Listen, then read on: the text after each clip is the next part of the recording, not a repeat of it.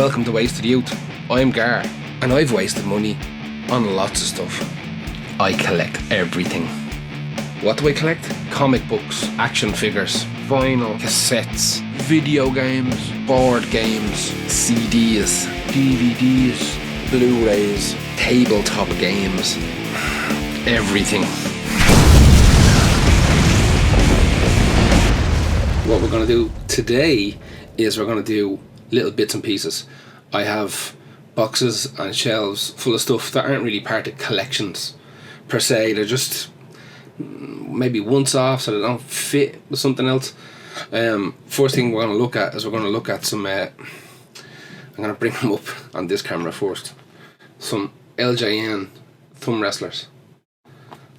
I think these are mine. I believe these are mine. The problem is I bought that much crap over my entire life, like as a young adult and a full-grown middle-aged man, that I don't remember what's actually left over from me being a kid and what I bought.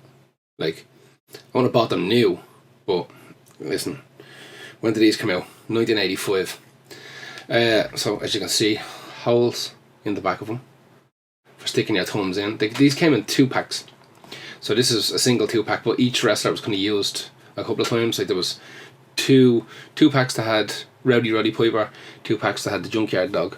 I think it was one versus the Iron Sheik and one versus Hillbilly Jim.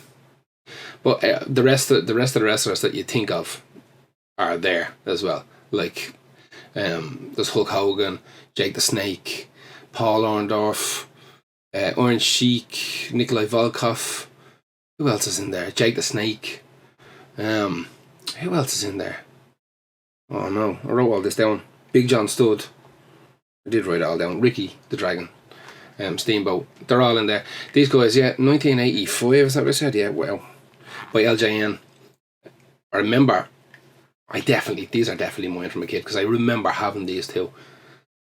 And they're in bits. Like the back of their heads missing paint, and God help them.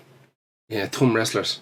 These were like, their parents were too poor to splash out on the real deal. Now back then, in 85, the real deal would have been the big giant LJN action figures that were kind of just giant rubber things. I had the one everybody wants. I had the Macho Man Randy Savage one, which is worth thousands. Thousands, a big thing. Like this size, I used to beat my sister up with it, hit her over the head with it, and I get a good like kind of bend on it, whomp. Batter my sister with that all the time. She hit me back with it as well, don't worry. These guys use the same bodies. I think they do. I think they're all pretty much, looking at it here, yeah, same stitching on the boots and all. Maybe there's a little bit of a difference in some of the ones, but they just changed the heads on them pretty much and painted a shirt onto Roddy looking. Now Junkyard has nipples, Roddy doesn't, so maybe there is some discrepancies in the bodies. But yeah, I had the big giant Macho Man one, which is worth thousands now. It's worth a fortune even out of the box, and it has to be here somewhere. Well, not here. It's in an attic somewhere. So that's a job. Of course, this is like what everybody used to do with their wrestlers, wasn't it? That's what you're doing with thumb wrestlers all the time. It was hilarious. It's hilarious now. Like now it's a human centipede when you're a kid. It's whatever. But, right, next, what we got? Alien. A Flying Alien Queen by Kenner. That was in 1992, I think. Is it? Yeah, 1992. I think I bought this. When did I buy this? I remember buying this. This is definitely something I bought. Probably in 1992. Or soon after, anyway. As everybody else, I was addicted and obsessed with aliens more so than Alien. I like both of them equally now, but as a kid, Aliens made more sense. I mean, there was colonial marines and shooting and army stuff and cool stuff like that. Well, an Alien was more of a horror movie, and there was one alien in it. This had aliens. So, yeah, she flies. She press a button on her back, and she flies, which is great fun when you're like 10 or 11. She's a little bit dusty, even though I washed her. Some plastics tend to hold the dust. Like I use when I'm cleaning them before a video, They go in. I didn't put her all the way into the sink just because she has springs and stuff inside her. Don't ever get the ones with metal inside them wet. But I get them like, I keep a little bucket of soapy water and like a toothbrush and stuff like that and really get into it. But sometimes you can't get the dirt out. What are you going to do? What are you going to do when the alien queen comes for you? Our tail is a completely different type of plastic, and it's really annoying. It's just silver. It's just a silver tail that comes off. She was packaged really weird. The wings come off as well. They pop off. So she was packaged, I think, with this off, upside down. The blister package was weird, kind of egg shape, and the wings are kind of either side. And I remember the cover art, and it was pretty exciting looking. But it was a position you could never do with this action figure. This is not a particularly well rendered action figure. She has on both her feet, both her legs move. Now on this foot, this is just a open close job. If you want to pick up a Marine or whatever, because you could buy Ripley and Bishop and all that. You could buy all of them. Now here, this is like spring loaded, so that would snap. It would snap better in 1992 than it does now. But you can kind of see. Yeah, it snaps. And it will lock into position for the stand. I don't think her arms are meant to be this weird. I think that might be just the plastic warping. Like, they should be pretty even, I think. It's hard to tell by looking at it. They're both in the same position on the chest. They move as well. The head moves. I mean, listen, it's a flying alien queen. What are you going to do? I don't have any other aliens, action figures. They never really interested me. This one doesn't really interest me either. It was just there one day.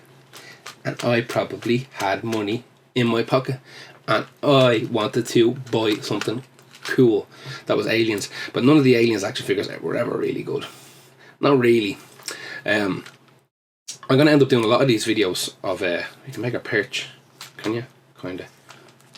Must bring her down to the parrot and see what happens. See if we can get the parrot to fight the alien queen. That'd be incredible. There's a video. No, I can't have animal fighting on videos. Shut up, Gar. Last thing is something I bought recently, and it's something that I'm going to do more of. I shouldn't at all. I'm definitely going to do more of it. I bought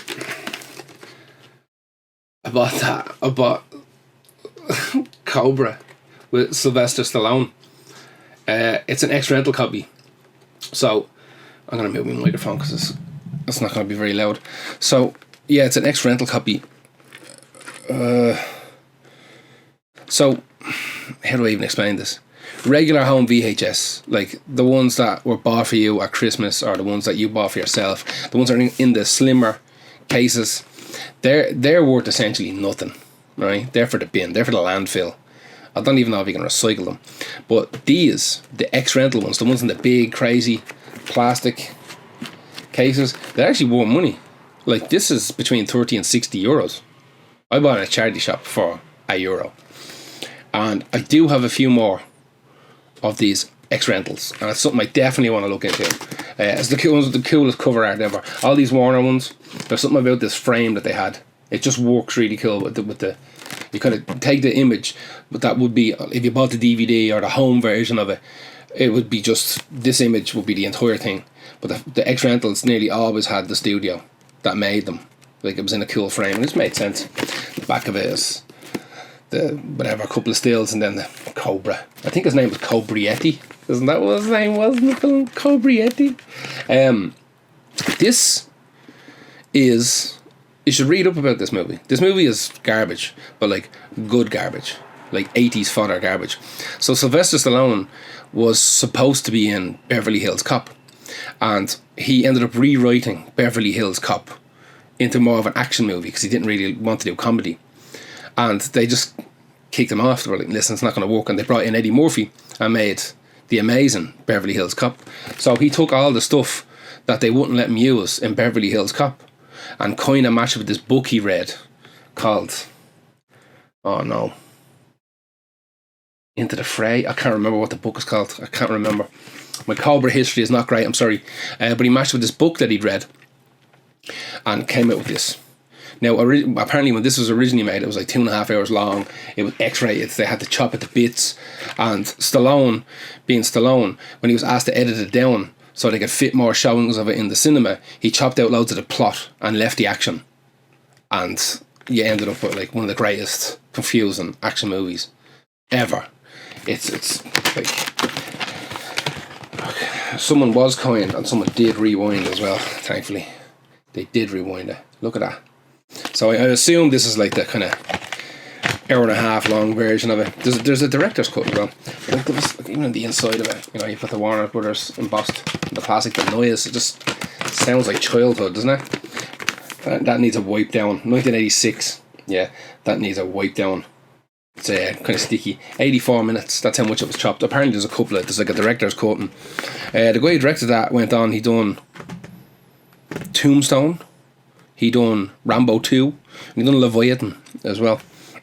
He died. What was his name? I have it written down. George P. Cosmatos. He was, I think, an Italian-American director. And he died in 2005. But he done a couple of things with Stallone. That's some of the random junk I have. I could make a video that's a week long about the random junk I have. But I want to spread it out because it's fun. It's fun. Stallone's going back on the shelf. He's going down here. You might be able to see him in some other videos. The Queen lives over here, kind of out of sight, to be honest with you. You might, every now and again, if I mess up and move the camera somewhere wrong, you might see her head. That's about it. That's it for today. Back in a couple of days with... I don't know what I'm going to do next. I really don't know what I'm going to do next. I've done Star Wars. I've done that. Random bits and pieces. I don't know. I want to look through and see if we can start something off. Maybe G.I. Joe? Maybe Masters of the Universe? I've said it before, Masters of the Universe is my favourite toy line of all time. And I've slowly been grabbing stuff online. And I rediscovered eBay recently. And it's not been good. It's not been a good 2 weeks for the wallet. It really hasn't. Anyway, done. Do me a favour. All the junk that YouTubers ask you to do, subscribe, share, like. We're on Instagram where I do little images and things that are going to be in videos coming up, just little kind of sneak peeks. So do all that. Do me that favour. Do all that. Thank you.